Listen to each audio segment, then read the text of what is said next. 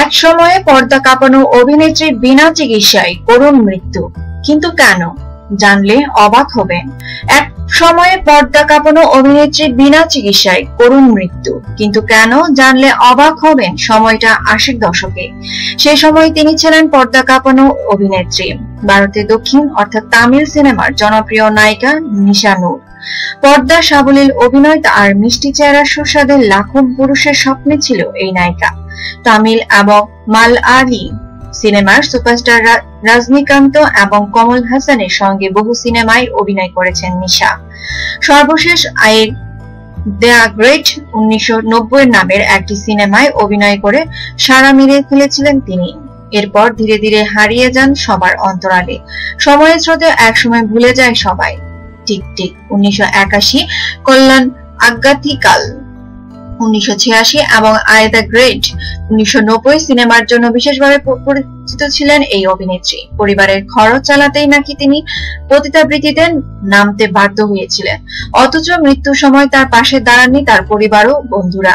কিন্তু মৃত্যুর পর রাস্তা থেকে উদ্ধার হয় তার কঙ্কাল লাশ, হয় ভাগ্যের কি নিদারুণ পরিহাস। সূত্র মতে ২০০৭ সালে এইডস এর আক্রান্ত হয়ে দীর্ঘদিন ভোগার পর বিনা চিকিৎসায় করুণ মৃত্যু হয় তার। আর ১০টা সাধারণ খবরের মতোই অন্তরালে চলে যায় তার মৃত্যুর খবর। অজ্ঞাত কারণে সেই সময় প্রকাশ না হলেও সম্প্রতি এই নায়িকার মৃত্যুর আগে তার চেহারার রূপে যে আকার ধারণ করেছিল তারই কিছু ছবি ইন্টারনেটে ভাইরাল হয়েছে। যে পুরুষরা তাকে নিয়ে রঙিন স্বপ্ন দেখতেন তারা নিশার এই চেহারা দেখলে আতঙ্কে উঠবেন। সূত্রে বলছে, ব্যক্তিগত জীবনে প্রচন্ড জেদি ও অভিমানী ছিলেন এই নায়িকা। ১৯৯০-তে সর্বশেষ সিনেমায় অভিনয়ের পর তার মায়ের মৃত্যু হয়। এরপর ধীরে ধীরে মিডিয়া অঙ্গন থেকে নিজেকে গুটিয়ে ফেলেন তিনি। সেই সময় নাকি সিনেমায় লগ্নিকারী ধনাঢ্য ব্যবসায়ী প্রেমে পড়েছিলেন নিশা নূর। এরপর ভালোবেসে প্রেমিকের কথা রাখতেই সিনেমার জগৎ ছেড়ে দেন পুরোপুরি।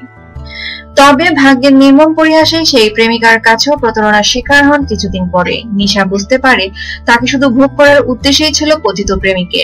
এরপর জেদ আর অভিমানে পুরাতন জীবনও ফেরা হয়নি তার। নিঃসঙ্গ জীবন কাটাতে অভ্যস্ত হয়ে পড়েন সেই সময়। অভিযোগ আছে সেই সময়কের ব্ল্যাকমেইলিং এর শিকার হয়ে এক সময় তাকে অন্য জনের বিছানায় যেতে বাধ্য করা হয়। প্রকাশিত বিভিন্ন সংবাদ সূত্রে বলেছে, সিনেমার জগৎ ও প্রেমিকের কাছে প্রতারণার শিকার হবার পর সব ছেড়ে এক সময় দারুণ অভাবের মুখোমুখি হয়ে পড়েন তিনি। বিলাসী জীবন কাটানো সেই নিশা নূর বাস্তবতার কষাঘাতে প্রথম কিছুদিন ধনাঢ্য ব্যবসায়ীদের সাথে বাড়িয়ে তাদের মনোরঞ্জন করে চলছিল নিশা। পরে সময়ের স্রোতে হারাতে থাকে নিজের ক্রেজ।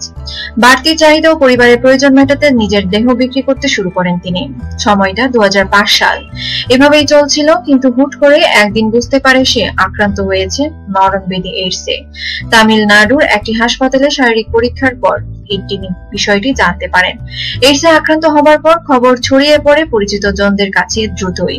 সবাই ফেলে চলে যায় নিশাকে। এক সময় লাখো তরুণ যুবকের হৃদয় জ্বর তোলা সেই মিষ্টি মুখ হারিয়ে যায় ধীরে ধীরে। পরে তার শরীরে এমন অবস্থা হয় যে তার মুখ দেখে চেনার উপায় ছিল না। তাকে দেখলে মানুষ ভয়ে আতঙ্কে উঠত। এভাবে বিনা চিকিৎসায় করুণ পরিণতির শিকার নিশা নূরকে ২০০৭ সালে শেষের দিকে খোলা রাস্তায় পড়ে থাকতে দেখা যায়। সে সময় মুসলিম সুন্নতি নামের একটি স্বেচ্ছাসেবক দল তাকে থামবারাম হাসপাতালে ভর্তি করান। হাসপাতালে ভর্তির কদিন পরে মৃত্যুর কাছে হেরে যান এক সময়ের জনপ্রিয় ওই নায়িকা। নিত্য নতুন খবর পেতে আমাদের সঙ্গেই থাকুন এবং সাবস্ক্রাইব করুন।